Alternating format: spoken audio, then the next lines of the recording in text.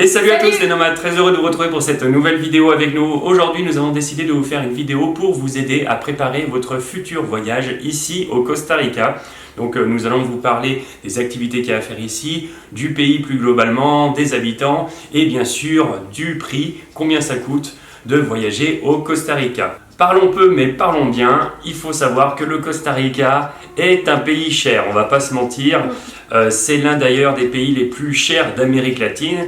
Donc quand vous prévoyez de voyager au Costa Rica, il faut avoir un budget en conséquence. Donc c'est pas donné et ça c'est très important quand on prépare un voyage. Donc c'est pour ça qu'on a décidé de vraiment vous parler des prix, à peu près de tout, des hôtels, de la nourriture, des véhicules, des transports, etc. Et à la suite de ça, on vous parlera aussi de nous, personnellement, combien on a dépensé. Après, on va aussi vous dire en haute saison ou basse saison, les prix, les différences, etc. Alors j'ai pris quelques notes pour vous parler bien de tous les détails qu'il faut prendre en compte quand vous préparez votre budget au Costa Rica. Donc première grosse dépense, c'est les billets d'avion bien sûr. Donc depuis Paris à Saint-José, on peut trouver les billets en moyenne, c'est entre 500 et 600 euros aller-retour. Après on peut trouver un peu moins cher, un peu plus cher. Nous on a payé 530 euros, c'était juste aller. Mais aller-retour après c'est les mêmes prix que juste aller. Via Iberia, on a une escale à Madrid et après Saint-José, il faut compter quand même entre 12 et 14 heures de voyage. Pareil si on passe par les États-Unis. Ouais. Voilà, c'est quand même un grand voyage. Après, deuxième dépense qu'il faut prendre en compte, c'est les logements sur place. Donc les logements, environ 50 $ la nuit, il faut compter, ça c'est sûr. Après, sur la côte Caraïbe, on peut trouver déjà à partir des 30 $, mais ça sera pas des trucs super sympas. Sur auberge de jeunesse. Auberge de jeunesse, ouais, mais et puis camping. Voilà, et camping. Au centre c'est pareil, mais sur côte Pacifique, il faut vraiment compter 50 $ parce que les logements sont très chers. On n'a pas vu des trucs moins chers que ça. Donc ça c'est une grosse dépense par rapport au nombre de jours qui vous restez, ça minimum 50 $ pour être bien. C'est d'ailleurs le plus gros du budget. Ouais, c'est les plus gros. À prendre en compte. Deuxième dépense, c'est les transports. Donc les transports, il y en a les bus, les voitures, on va passer partout. Donc première chose, c'est les bus qui sont pas très chers, c'est beaucoup moins cher qu'en France. Par exemple, trajet Saint-José-Cavita, c'est environ 5200 colones, ce qui fait 8 euros. Saint-José-Jaco, 3000 colones, ce qui fait 4,70 €. Saint-José-Samara, 4500 colones, ça fait 7 € à peu près. C'est précis. Hein. Jusqu'à La Fortuna, ça fait 2500 colones, ça fait 4 €. Donc c'est pas très cher, mais après, il faut compter qu'avec les bus, on peut pas vraiment aller partout. Il y a des coins où on peut pas accéder en bus. Et selon aussi les jours, quand c'est férié ou bien que ça tombe les week-ends, eh bien il y a parfois des bus 1 sur 2, etc. Donc ils peuvent être aussi en retard, donc c'est pas évident. On met parfois beaucoup de temps dans les transports en commun. Par exemple, nous, les 1er janvier, on a pris les transports depuis Cavita jusqu'à Tortuguero. On avait les seuls bateaux pour arriver à 10 h du matin. Donc on a dû prendre les premiers bus qui étaient à 5h30 du matin pour pouvoir aller à Limón, pour rechanger les bus. Encore une fois, à aller jusqu'au embarquement, on était au embarquement des bateaux à 8 h du matin, mais il n'y avait pas le choix parce que c'était jour férié, donc il y avait très peu de bus, très peu de bateaux. Donc et tout ça, il faut le prendre en compte quand même. Coup, et les bus ne desservent pas non plus les endroits un petit peu plus reculés, où les routes sont peu praticables évidemment. Donc après, il faut soit prendre des taxis ou faire du stop, etc. pour aller vraiment au bout du bout.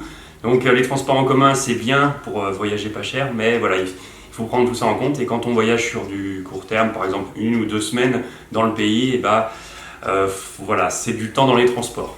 Voilà. Après, il y a possibilité de louer une voiture. Donc les voitures simples, c'est environ, j'avais pour une semaine, c'est 300 €. Mais par contre, avec une voiture simple, vous ne pouvez pas non plus aller partout. Si vous allez que sur la côte Caraïbe, il n'y a pas de problème, une voiture simple, pas besoin des 4x4 parce qu'il y a une seule route là-bas qui est très bien, qui est goudronnée, donc pas besoin de ça. Par contre, si vous allez sur côte Pacifique ou dans les montagnes, il en faut un 4x4. Donc les 4x4, les minimums, il faut compter 55 $ par jour. Pour les mini Suzuki Jimmy, on a fait une vidéo sur un Suzuki Jimmy. Exactement. Donc ça c'est le minimum qu'il faut compter.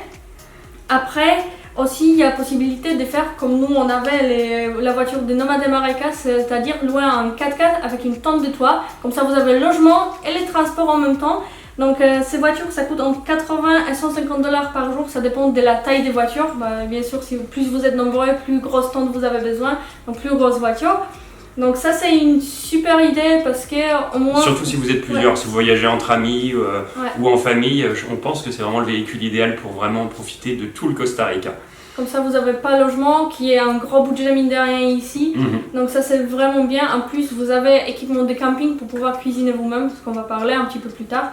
Donc ça peut être une très très bonne idée.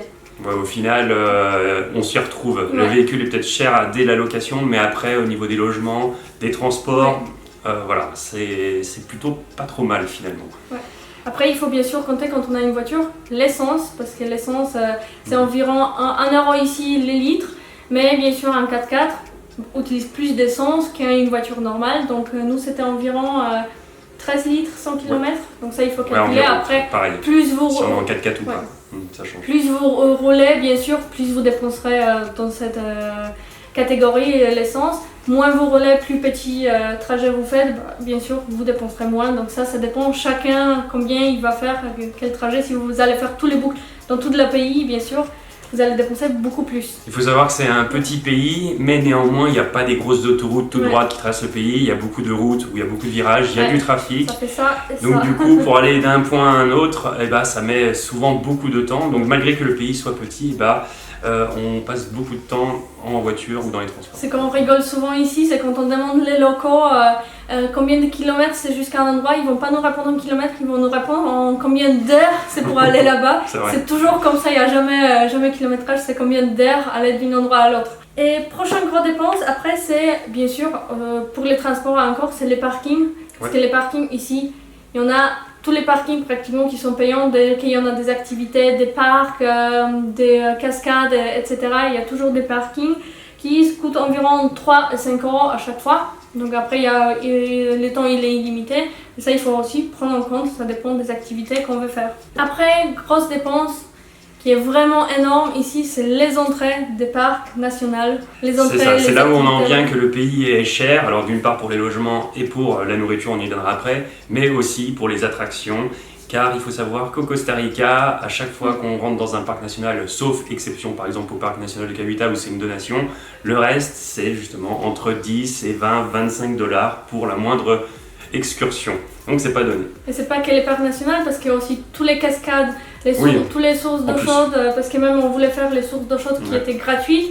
Elles sont gratuites, mais par contre pour s'égarer au bord de la route, il faut payer. Donc c'est pas si gratuit que ça.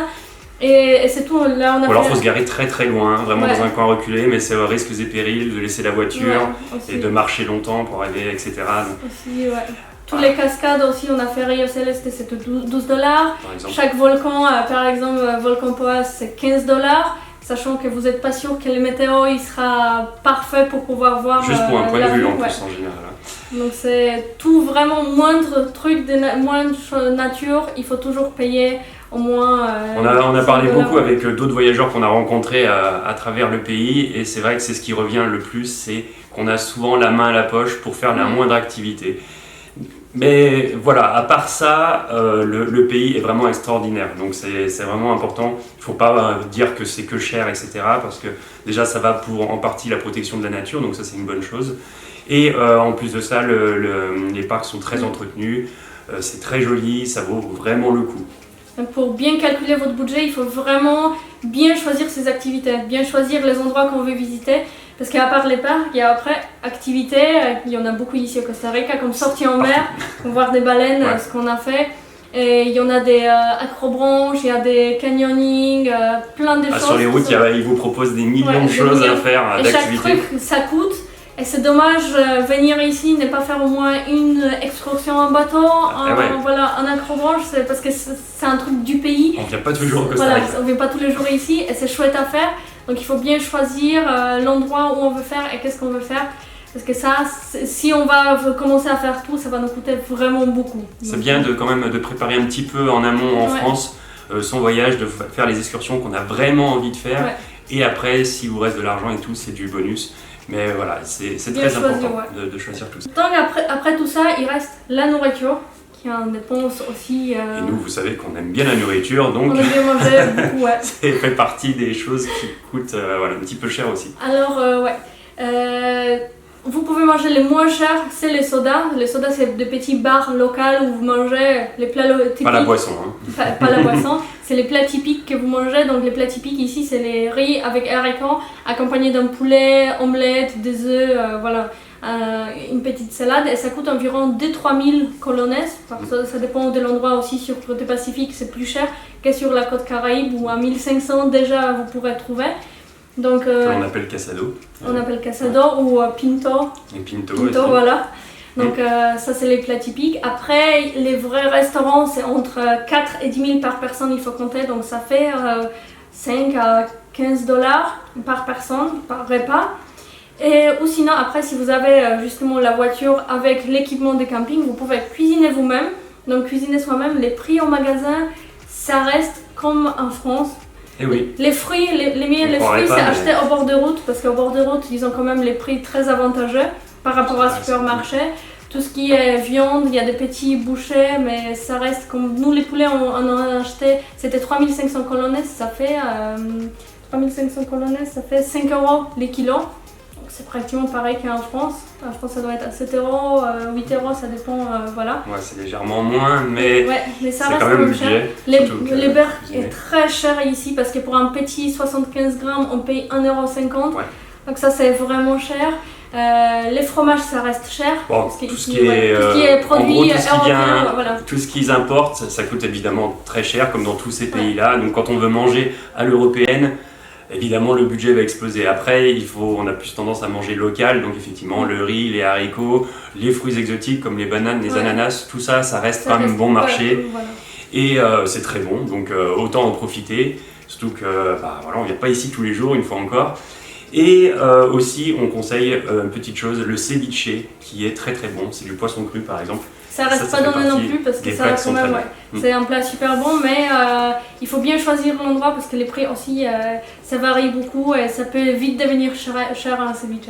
Voilà, donc vous l'aurez compris, tous ces petits montants mis bout à bout, et ça fait un voyage qui est quand même cher.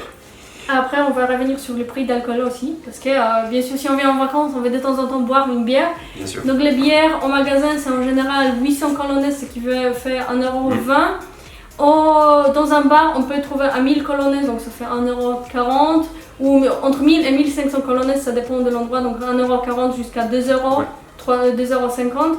Donc la bière reste assez raisonnable. Oui, étonnamment d'ailleurs, on a même trouvé que l'eau en bouteille était plus chère parfois que la bière. Donc ça, c'est malheureusement la réalité ici. C'est entre autres Coca-Cola Company qui a tout ce business de l'eau ici, et du coup les prix sont très élevés. Alors il faut savoir qu'au Costa Rica, dans beaucoup d'endroits, l'eau est potable.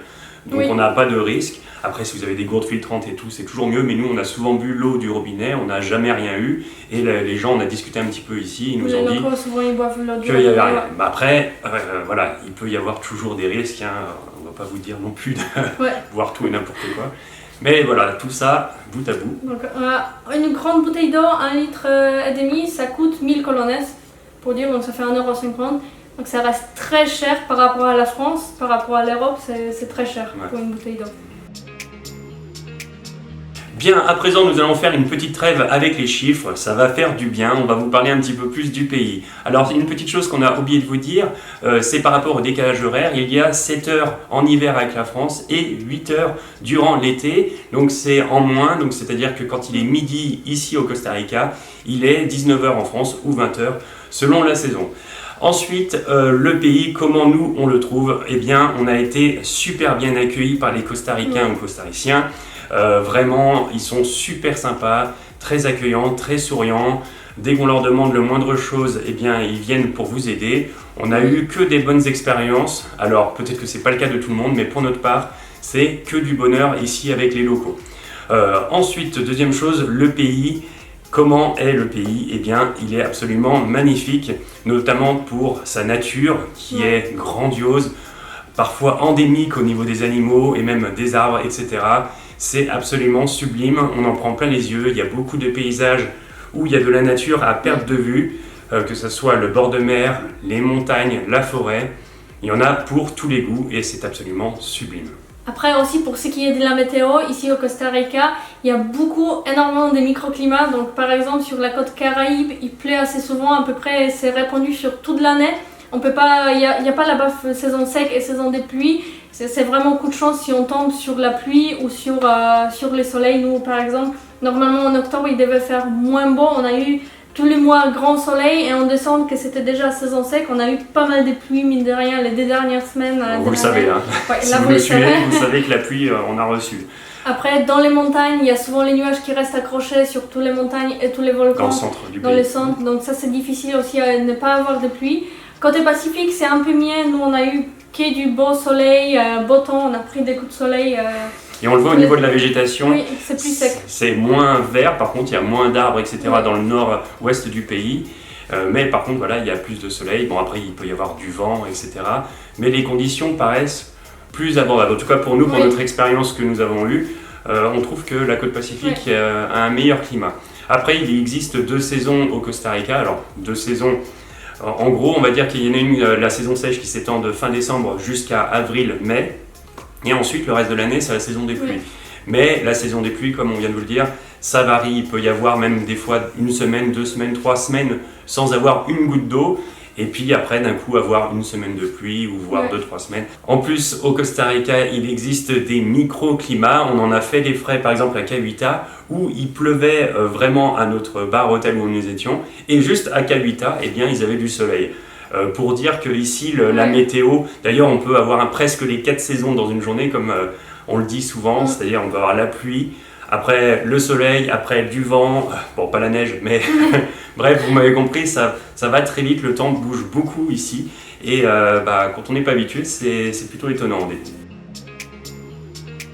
Alors maintenant, on va repasser à nouveau aux chiffres. On va vous dire exactement combien on a dépensé nous en voyage au Costa Rica. Mais ça va comprendre que les voyages, là, depuis les début janvier, depuis les 1er janvier, ça compte pas les 3 mois qu'on a travaillé au Costa Rica.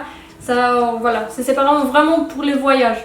Donc nous, on a dépensé 53 € par jour pour 2. Ouais. C'est pas beaucoup. Par contre, dans le budget, c'est pas compris les billets d'avion. C'est pas compris la location de voitures que nous, on n'a pas payé. Donc ça fait une grosse économie. Et pendant 1 semaine qu'on avait la voiture, on n'a pas dépensé pour les logements. On n'avait pas de logement à payer. Donc ça fait énormément. C'est quand même par rapport à, j'entends les chiffres là, c'est à peu près ce qu'on dépensait en Australie ou en Nouvelle-Zélande, qui ont été quand même les pays les plus chers que nous avons fait durant nos voyages. Donc c'est quand même relativement cher. Et mine de rien, qu'on n'a pas payé la location de voiture, pour les transports, on a dépensé 28% de notre budget, c'était les transports. Donc ce qui fait 260 €.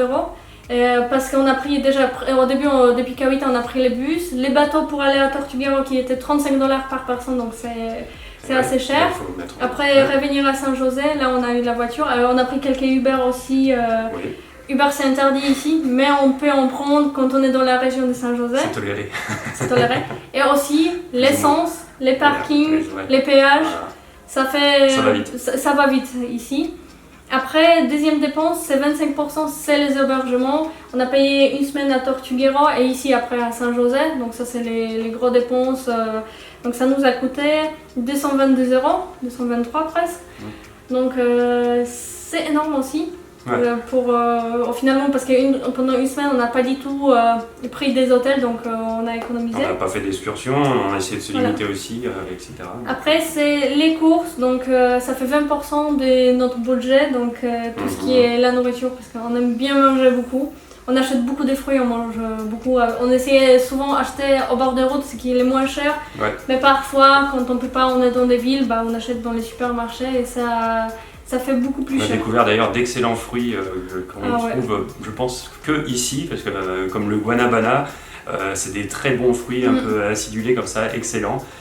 Et nous, on aime bien, et voilà, ça va vite. Et après, on aime bien aussi aller au restaurant. Donc 17% de notre budget, ce qui fait 158 €, c'est les restaurants. Mais pendant 1 semaine qu'on avait la voiture, on a profité pour aller plus au restaurant parce qu'on a fait beaucoup de trajets. Et d'ailleurs, quand vous chargez les vidéos sur YouTube, on allait au restaurant pour les charger. En même temps, on mangeait, voilà. On a fait pas mal de restaurants. Et après, 10%, ça reste les autres. Donc ce qui est les entrées des parcs, on n'a pas fait beaucoup finalement les excursions. On a essayé de se limiter. On s'est vite rendu compte que c'est très cher. Donc on a payé Rio Celeste, qui était 12 $ par personne. Après, on a fait excursion pour voir les baleines, mais ça, on n'a pas payé non plus, c'était offert pour nous. Plus l'acrobranche qui était offert aussi. Donc, si on devrait payer tout ça, ça aurait été beaucoup, beaucoup plus. Il y a d'autres frais, d'autres petits souvenirs qu'on a achetés, petits trucs qui est compris dedans. Donc, Costa Rica, ça reste très cher comme pays. Donc en tout, en 2 semaines, on dépensait 908 €, sachant qu'on a la plupart des choses, des excursions, location de voitures, c'est pas complet dans le budget. Voilà. Donc il faut bien compter les budgets ici parce que... Non, ça peut vite être une surprise. Si vous arrivez sur place et vous pensez que vous allez faire des milliers de choses, voilà. On a rencontré des gens qui étaient bien surpris, qui ne s'attendaient pas à ça. Donc vraiment renseignez-vous, choisissez bien vos activités, bien les endroits que vous voulez voir. Et vaut mieux se limiter, faire un peu moins, mais bien, que faire trop, courir à gauche, à droite, dépenser pour l'essence, la nourriture, ça fait... ouais. Alors si le pays est si cher, donc c'était pour la protection de la nature, hein, une grosse partie de l'argent va là-dedans, mais c'est aussi car le pays est relativement américanisé. Ça, on en parle rarement, mais c'est vrai que par exemple la côte Pacifique, il y a beaucoup de villages où il y a quasiment que des Américains qui y vivent et du coup les prix sont en dollars et du coup le dollar fait élever les prix et ça se ressent dans tout le reste du pays. Dans certains endroits côté Pacifique, si on veut payer en colonaise, ça nous coûte plus cher qu'en dollars. Alors que ça devrait être l'envers, c'est ça qui est, Aussi, petite astuce, quand vous arrivez au Costa Rica, retirez pas mal d'argent à l'aéroport parce qu'après, dans le pays, c'est difficile de retirer de l'argent. Alors, il y a des banques, il y a des distributeurs, mais souvent, ils sont pris d'assaut et il y a beaucoup de monde, donc il faut faire la queue. Il y a des frais, évidemment, qui sont pris en compte et parfois, il n'y a pas d'argent dans les distributeurs, carrément. Il faut éviter les débuts du mois et la fin du mois, c'est là où tout le monde reçoit, les Costaricains, les salaires, et ils courent tous aux distributeurs. On a vu des queues et des files. Il y a des queues énormes, donc après, où il n'y a plus, pendant 2-3 jours, il n'y a plus d'argent dans les distributeurs, où il faut faire 2-3 heures de queue dans une banque. Donc si vous arrivez au milieu du mois, ça va, mais au début du mois, fin du mois, c'est compliqué. Voilà, aussi petites anecdotes sur le pays plus globalement. Par exemple ici il y a très peu de panneaux, ça on en a fait les frais, ou alors il y a des panneaux mais qui indiquent le mauvais kilométrage, donc par exemple ils disent qu'il reste 20 km et en fait soit il en reste peut-être plus que 10 ou bien peut-être il y en a 30, ça on s'en est aperçu en vivant ici. Aussi il faut faire attention parce que les Costaricains ils sont très sympas mais limite trop sympa et quand vous demandez où se trouve quelque chose, quand ils savent pas, ils vont vous dire n'importe quoi parce qu'ils n'oseront pas de vous dire qu'ils savent pas. Donc ça il faut faire attention, il faut pas toujours croire à ce qu'ils disent parce qu'ils essayent d'être juste sympas. C'est pas la mauvaise foi, ils essayent vraiment d'être sympas, mais quand ils savent pas, c'est comme ça, après on peut se perdre facilement.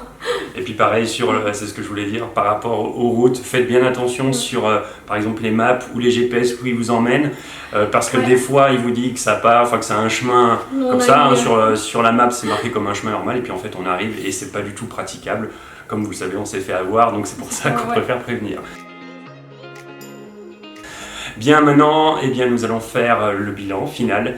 Nous, comme on l'a dit, on en a pris plein les yeux, on a vu des animaux incroyables comme les baleines, les dauphins, les crocodiles, des perroquets, on a vu des toucans, ça dans leur milieu naturel. Pélicans, lézards, serpents, bref, si vous êtes des amoureux de la nature, des animaux, des plantes, c'est ici. C'est le pays pour ça. Après, il est vrai qu'on peut passer outre les parcs nationaux, éviter de payer tout ça, mais ça devient un petit peu compliqué et là on vous conseillerait plutôt un autre pays si vous n'avez pas l'argent nécessaire.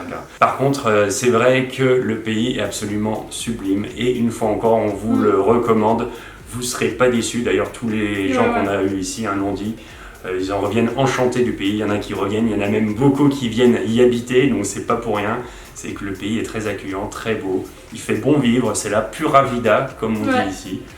Et on ne saurait que vous le conseiller.